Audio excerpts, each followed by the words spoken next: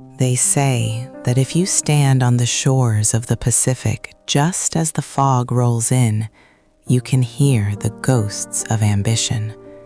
San Francisco, a city built on the jagged edges of dreams and the cold, hard promise of gold. For half a century, it wasn't just a place on a map, it was an idea. A beacon for every soul who believed that a few lines of code could bend the arc of history. But ideas, well, they can be fragile things. Imagine, if you will, a city where the air is thick with the electricity of the future, where the most sophisticated minds on the planet gather in glass cathedrals to build artificial intelligence, machines that can think, learn, and perhaps one day feel. It's a marvel of human ingenuity. But then, you step outside. You leave the polished marble of the lobby and find yourself on a sidewalk that time forgot. You see men and women broken by the world, huddled in tents beneath the shadows of billion-dollar headquarters. You see the grit, the needles, and the hollowed-out eyes of a crisis that no algorithm seems able to solve. It's a jarring, painful contrast, a dystopia hiding in plain sight. And you have to wonder, how did we get here? How did the wealthiest zip code in the history of mankind lose its way?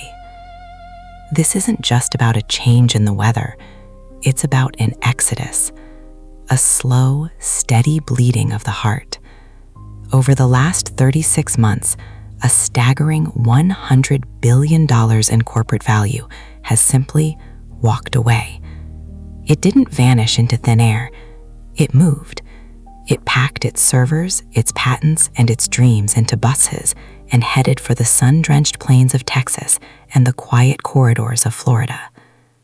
I remember when Elon Musk stood atop his headquarters in the mid-market district. When he tore that iconic letter X from the skyline, it wasn't just a businessman changing his address. No, it was a signal, a loud, echoing declaration that the Golden City had lost its shine. He was the first to say out loud what the others were only whispering in the dark, that the prestige of a San Francisco office was no longer worth the price of its decay. And Elon, he was just the beginning. One by one, the titans followed: Oracle, Tesla, Hewlett-Packard, the very architects of Silicon Valley. They weren't just leaving a city, they were fleeing a broken promise. We're told the city has a budget of $14 billion. That's a number so large, it's hard for the human mind to even grasp. It's more than the wealth of entire nations. And yet, with all that gold, the streets remain haunted. The flagship stores, the Nordstroms, the Whole Foods, they're boarding up their windows and turning out the lights.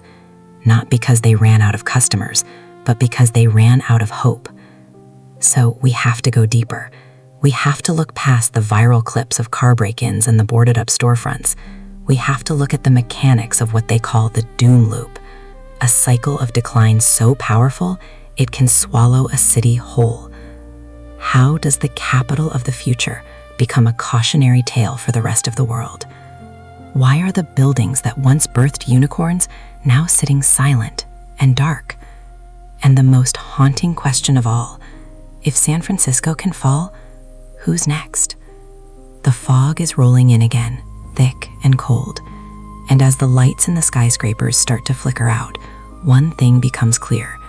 The golden era, it didn't just end, it left.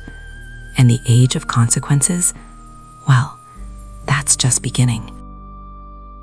But the flight of capital was only the beginning.